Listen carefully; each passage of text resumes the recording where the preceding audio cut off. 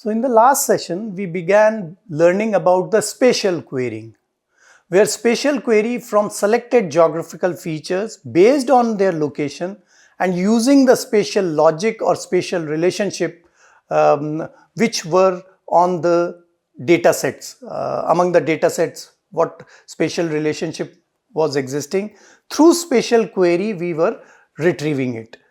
So there we focus on building spatial queries to retrieve the information. The example was, if you recall, in our previous session we talked about road segment in Maharashtra where road crosses over the river. So continuing from where we left in our last session, today we would look into to find out the river channels that are not flowing in a specific geographic location. Say one district which we are selecting as Ahmednagar district.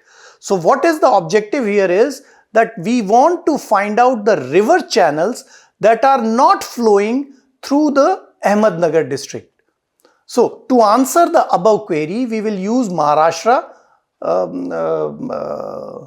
map and also the river shapefile.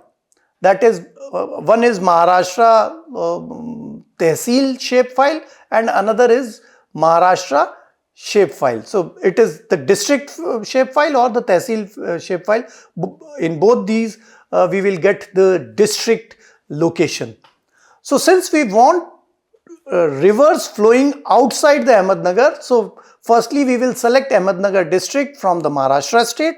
This can be done by using attribute query, and we will perform spatial query on the selected data from the attribute query. So we are trying to now use two different kind of queries in the QGIS, which we have learned in our previous sessions. One through attribute query and another is through spatial query. So in this exercise, we would be applying both of them, what we have learned in our previous session.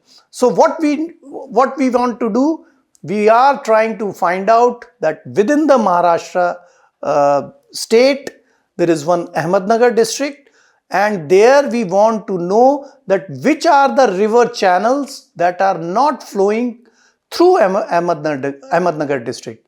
So we would identify Ahmednagar district first, and then we would also identify the various rivers of the Maharashtra. So these are the two original data sets which we would be using. And as I am saying that we would be putting two different kind of queries which we have learned in our previous exercises. One is about attribute query and another one is about the spatial query. So what we will do, we will start with right click on the Maharashtra map and select filter. We will be presented with query filter, query builder. We will be presented with query builder window like this. So here we would select on filter and there we would get the query builder. So from the query builder, we will select all the tehsils of Ahmednagar district by using attribute query. Here we will be clicking here as the name to, that will give us all the names of the tehsil from field window, and click on the is equal to. So there is one expression which we want to type over here through attribute query. So what we are doing it here, we are saying that name of the tehsils all in values in window and select Ahmednagar from values. From here it is Ahmednagar.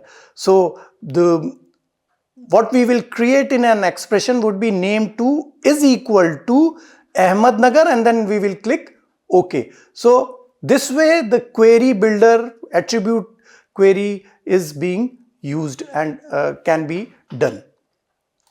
When we will do this kind of map would be presented through our attribute query. So this way we select all the tehsils from Ahmednagar district. This has been highlighted. Now we will open spatial query, which we have learned in our previous session, and then we will give the source layer as River Maharashtra, as we did in our previous session also, and the reference feature would be as Maharashtra Tehsil. Okay, so select is disjoint. This would be the operation which we would be doing, disjoint as spatial criteria, under where the feature section and where the feature section, and then click apply. So it will be appearing like this. So here, as I am saying, that the select this is what the spatial query. We did this in our previous session also. So here we will take river Maharashtra here, and here where the feature is disjoint, that we have to select, and then reference feature is the Maharashtra Tehsil.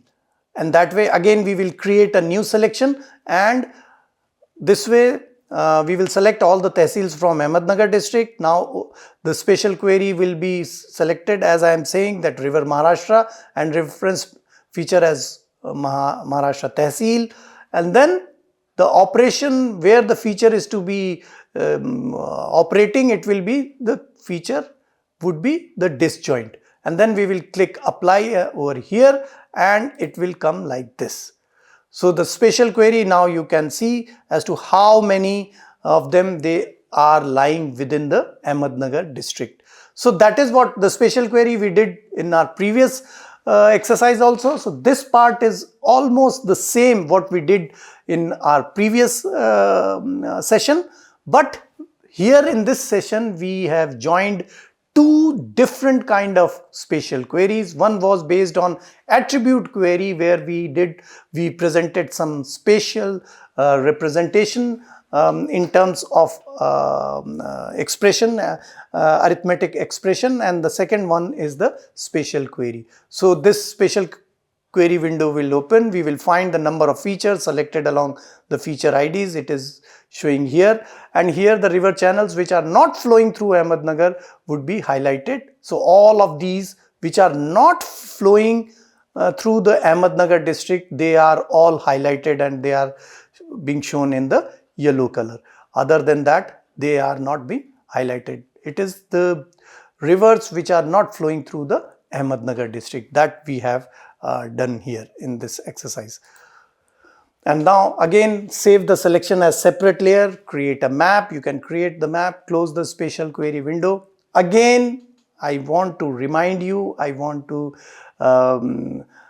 suggest you that before proceeding ahead, it is better to deselect feature from all our layers. Again, for the same reason that this way, first is that the volume of data would increase.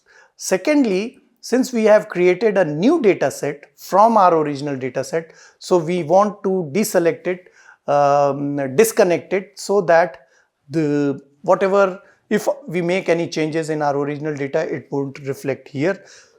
And then you can click OK, and this way you can complete the spatial query using the QGIS.